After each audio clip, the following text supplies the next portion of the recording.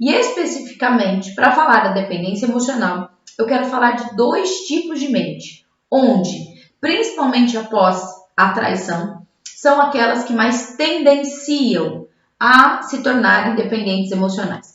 Pode até ser que elas já eram dependentes emocionais antes mesmo da traição e não sabiam, né? Mas com a traição, isso trouxe você à minha live para saber de tudo isso agora, tá? Então vamos lá.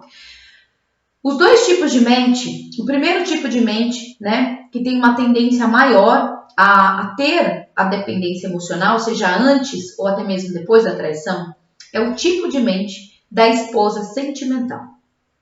Esse tipo de esposa é aquela esposa que ela é muito intensa, né? Então tudo para ela é muito. Ela precisa de muito carinho, ela precisa de muita atenção para que ela realmente se sinta amada, para que ela realmente se sinta vista naquela relação. E é claro que junto com isso, tudo dentro dela também é intenso. Então falar com ela sempre é muito intenso, porque ela sempre fala muito. Chorar com ela também é muito intenso, porque ela também tendencia a chorar muito. Então essas são tendências desse tipo de mente da mulher sentimental.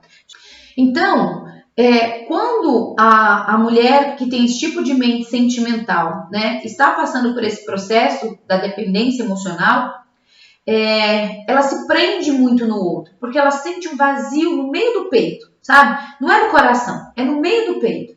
E ela sente um vazio de que ela tem um grande medo, que nós falamos aqui que são os medos infantis, né, as feridas infantis. E essa mulher tem um grande medo, que é o medo de ser abandonada, né? Então, quando a gente olha para esse lugar, a traição acelera, né? Amplifica uma dor que eu já carregava dentro de mim. Por quê? Porque depois da traição eu tenho muito medo que esse homem vá embora. Eu tenho muito medo que esse homem me deixe aqui sozinho. E aí, não importa o que ele faça, se ele não for embora, eu ainda fico, né? Mesmo que isso me adoeça, mesmo que isso me machuque, mesmo que não seja isso que eu queira viver. Mas eu tenho tanto medo de ser abandonada que ainda assim eu fico. É no meio mesmo, uma trava, um aperto, uma falta de ar. Exatamente, Ju. Então, esse é o tipo de mente dessa esposa sentimental. E aí, gente, eu trouxe aqui para vocês que essa dor não é uma dor de agora, né? Então, quando a gente fala assim que a dor da traição, ela acaba amplificando e trazendo à tona dores que a gente já carregava e a gente nem sabia. Então, nesse caso aqui, dessa esposa com um tipo de mente sentimental, ela carrega consigo uma dor infantil, que é a dor do abandono, o medo de ser abandonada novamente. Só que essa dor não começou com a traição. Ela já viveu, ela já registrou de forma muito específica na sua mente essa dor. Então, nós passamos pelos 5 tipos de dores. Porém, essa dor do abandono foi aquela que ficou melhor registrada na sua mente. E isso por causa de diversos acontecimentos na sua vida. Eu vou trazer aqui alguns casos, tá bom? Então, quais podem ser algumas histórias que você pode se lembrar aí com eu falando com você agora sobre algo que te trouxe essa sensação de abandono? Então, por exemplo, eu trouxe aqui para vocês. Quando, por um acaso, quando você nasceu, você precisou ir para a UTI?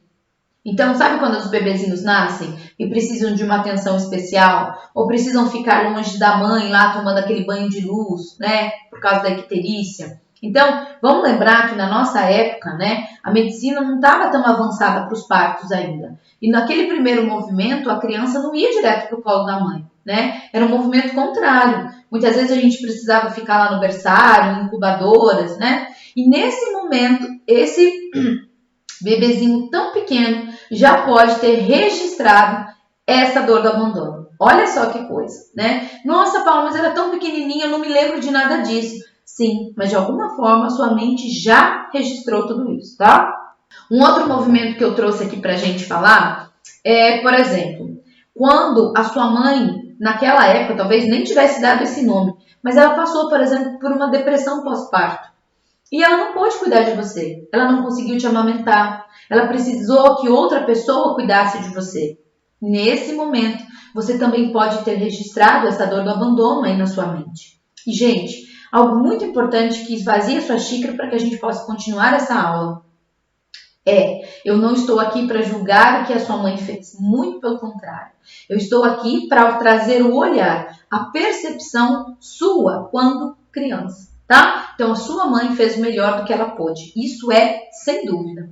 Porém, é como a sua mente registrou. Então, você, mesmo que a sua mãe não tenha te amamentado e também não tenha amamentado sua irmã, seu irmão, por exemplo, você pode ter esse registro que ele não, tá? Então não é a questão da mãe, mas sim a questão de como é o registro. A Gilmara falou assim, faz sentido mesmo, pois eu nasci de 7 meses e fiquei na incubadora e a minha mãe morreu. Eu tinha apenas 10 anos. Então, Gilmara, a dor do luto também é uma das dores que a gente registra como dor do abandono, tá, gente?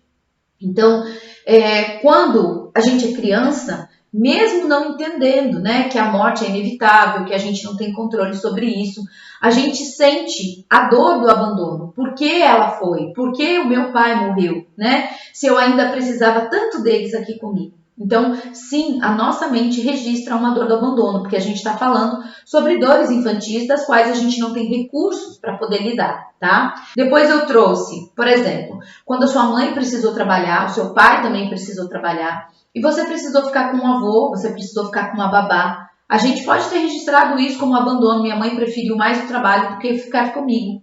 E isso você pode estar carregando aí, arrastando isso com você. Quando o seu pai, por exemplo, traiu a sua mãe e decidiu, né, constituir uma nova família. Ou se você não conhece o seu pai, tudo isso pode registrar em você essa dor do abandono. Tá fazendo sentido o que eu tô falando para vocês? Então, gente, tudo isso, vocês estão percebendo que o fato da gente ter um tipo de mente ou outro tipo de mente se baseia nas histórias que a gente precisou viver. E lembre-se, muitas dessas histórias, elas não são opcionais, né?